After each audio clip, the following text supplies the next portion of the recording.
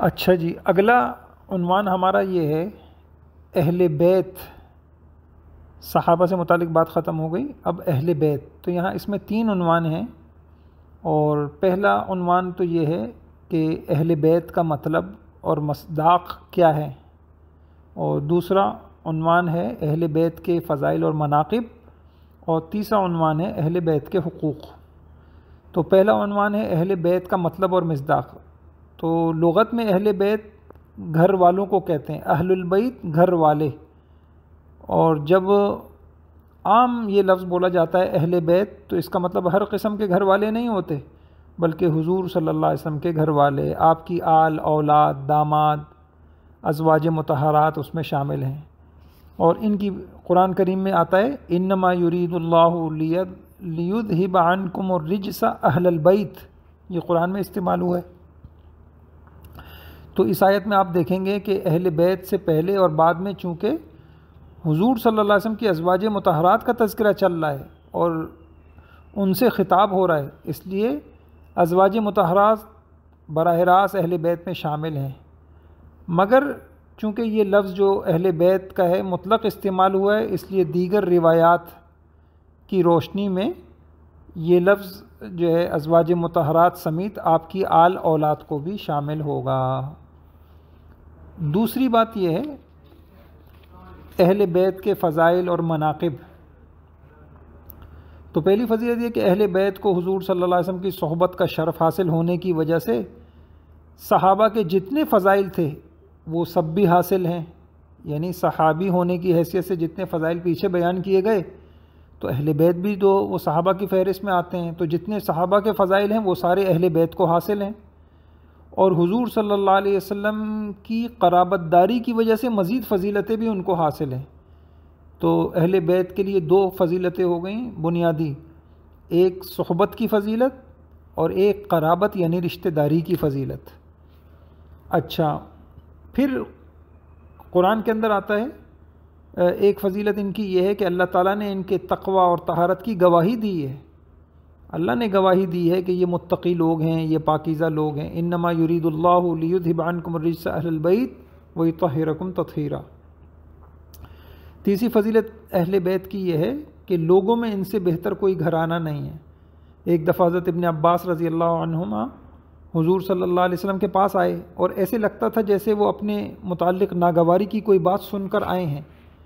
تو رسول اللہ صلی اللہ علیہ وسلم ممبر پر تشریف فرما ہوئے اور لوگوں سے پوچھا میں کون ہوں؟ حاضرین نے کہا آپ اللہ کے رسول ہیں، آپ پر اللہ کی سلامتی ہو۔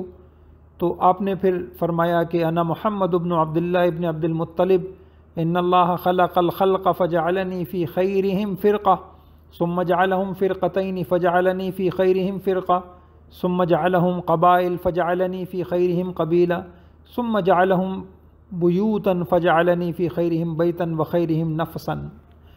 میں محمد بن عبداللہ بن عبد المطلب ہوں، اللہ تبارک و تعالیٰ نے مخلوق کو پیدا کیا تو مجھے ان میں سے بہترین گروہ میں پیدا کیا، سب سے بہترین مخلوق۔ پھر اس مخلوق کے مزید 2 گروہ بنائے تو مجھے ان میں سے جو سب سے بہتر تھا اس میں پیدا کیا۔ پھر ان کے قبیلے بنائے تو قبیلوں میں جو سب سے بہتر قبیلہ تھا اللہ نے مجھے ان میں پیدا کیا۔ پھر گھروں پر وہ تقسیم ہوئے قبیلے تو ان میں جو گھر ذات کے اعتبار سے سب سے بہتر تھا اللہ نے مجھے ان میں پیدا کیا۔ تو قرابت اور اہل بیت کی یہ فضیلتیں ہیں۔ پھر اہل بیت کے کچھ حقوق بھی ہمارے ذمے ہیں۔ تو پہلا حق تو یہی ہے کہ اہل بیت سے محبت کرنا، ان سے بغض نہیں کرنا، بلکہ جو ان سے بغض رکھے ان سے بغض رکھنا۔ قرآن کریم میں بھی ہے لا اسألکم علیہ اجرا الا المودۃ فی القربہ، تو اس کا وہ کرنا، اہل بیت سے محبت کرنا۔ اور بعض جگہ یہ بھی آتا ہے کہ اپنی اولاد کو 3 چیزیں سکھاؤ، اپنے نبی کی محبت، اہل بیت کی محبت، قرآن مجید۔ اور روایتوں میں یوں بھی آتا ہے کہ اللہ کی قسم کسی آدمی کے دل میں اس وقت تک ایمان داخل نہیں ہو سکتا جب تک کہ وہ میرے اہل بیت سے اللہ کی خاطر اور جو میری ان سے رشتہ داری ہے اس کی وجہ سے محبت نہ کرے۔ اور تاکید بھی فرمائی گئی کہ حضور صلی اللہ علیہ وسلم نے فرمایا کہ محمد صلی اللہ علیہ وسلم کا ان کے اہل بیت کے بارے میں لحاظ رکھو۔ اور اہل بیت میں حضرت حسن حسین بھی تھے، تو ایک روایت آپ نے سنی ہوگی، حضور نے فرمایا اللہم انی احبہما فاحبہما واحب من یحبہما، اے اللہ میں ان دونوں سے محبت کرتا ہوں، تو بھی ان سے محبت کر، اور جو ان سے محبت کرے تو ان سے محبت کر۔ تو یہ حقوق ہیں ان سے محبت کرنا۔ اور یوں بھی روایتوں میں آتا ہے کہ اللہ سے محبت کرو کہ وہ تمہیں اپنی نعمتوں سے نوازتا ہے، اور اس اللہ کی محبت کی وجہ سے مجھ سے محبت کرو، اور میری محبت کیسے؟ میرے اہل بیت سے محبت کرو۔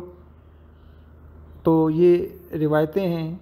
اور جو ہے ایک طویل حدیث میں یوں بھی آتا ہے کہ لوگوں کو کیا ہوا کہ وہ باتیں کر رہے ہوتے ہیں، جب میرے اہل بیت میں سے کسی کو دیکھتے ہیں تو چپ ہو جاتے ہیں۔ اللہ کی قسم کسی شخص میں کے دل میں ایمان اس وقت تک گھر نہیں کر سکتا جب تک کہ وہ میرے اہل بیت سے اللہ کے واسطے اور ان کے ساتھ میری قرابت کی بنا پر محبت نہ کرے۔ دوسرا حق اہل بیت کا یہ ہے کہ ان کی تعظیم کرنا۔ اور وَمَن يُعَظِّمْ شَعَائِرَ اللَّهِ فَإِنَّهَا مِن تَقْوَى الْقُلُوبِ۔